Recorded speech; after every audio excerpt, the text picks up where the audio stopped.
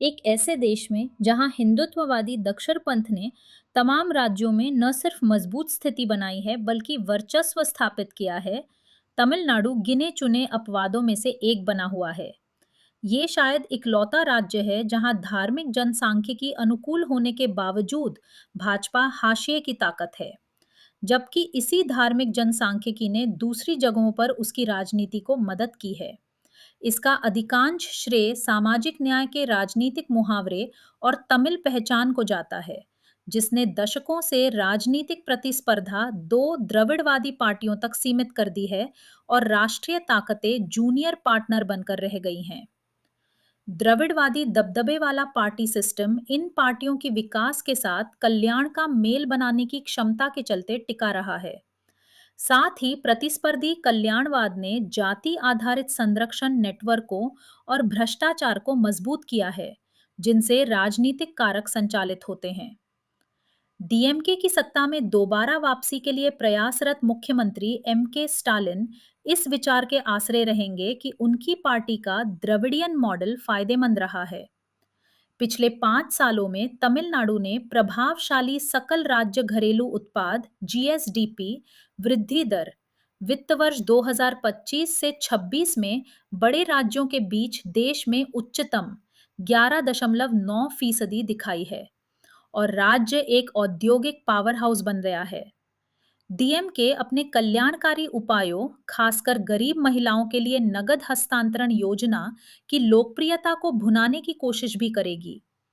फिर भी इस बृहद तस्वीर के नीचे ऐसे मुद्दे छिपे हैं जिन्हें विपक्ष उछालेगा। शासन के विभिन्न स्तरों पर भ्रष्टाचार ने कल्याण से लाभान्वित नहीं हुए तबकों के परे भी असंतोष बढ़ाया है। जे जयललिता की मौत के पश्चात सालों तक चली गुटबाजी के बाद अब पूर्व मुख्यमंत्री एडीएपीपी एडीकेपी पलनीस्वामी एआईएडीएमके के निर्विवाद नेता हैं, जो भाजपा, पीएमके व अन्य दलों के साथ गठबंधन में विपक्षी आक्रमण का नेतृत्व कर रहे हैं। डीएमके नीत गठबंधन के उलट ये गठबंधन खुद को एक विचारधारा आधारित मोर्चे के रूप में प्रचारित नहीं करता और एआईएडीएमके से टूटकर बने एएमएमके को शामिल करने जैसे अंदरूनी अंतर्विरोधों को भी ढो रहा है। लेकिन इसकी रणनीति है कि उत्तर में पीएमके, दक्षिण व पश्चिमी पट्टी में भाजपा और डेल्टा व दक्षिण क्षेत्रों के विभिन्न हिस्सों में एएमएमके के सघन वोटों को अपने पक्ष में जमा होने दिया जाए। पलनीस्वामी को लड़ने वाली सीटों में हिस्सेदारी बढ़ाने की भाजपा की महत्वाकांक्षा का भी ध्यान रखना होगा, ताकि वह एआईएडीएमके के जनाधार में सेंध न लगा दे।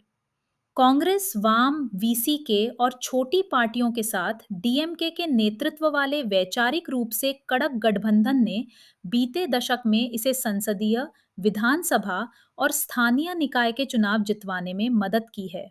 लेकिन सीमान की एनटीके के निरंतर विस्तार और अभिनेता विजय के नेतृत्व वाली टीवीके के रूप में एक अप्रत्याशित दावेदार के उभार से मुकाबला जटिल हो सकता है।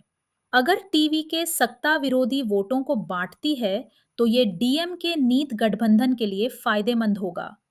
लेकिन अगर विजय की पार्टी युवाओं और धार्मिक अल्पसंख्यक समुदायों के वोट हासिल करने में कामयाब होती है, तो ये सत्तारूढ़ मोर्चे को उतनी ही चोट पहुंचा सकता है।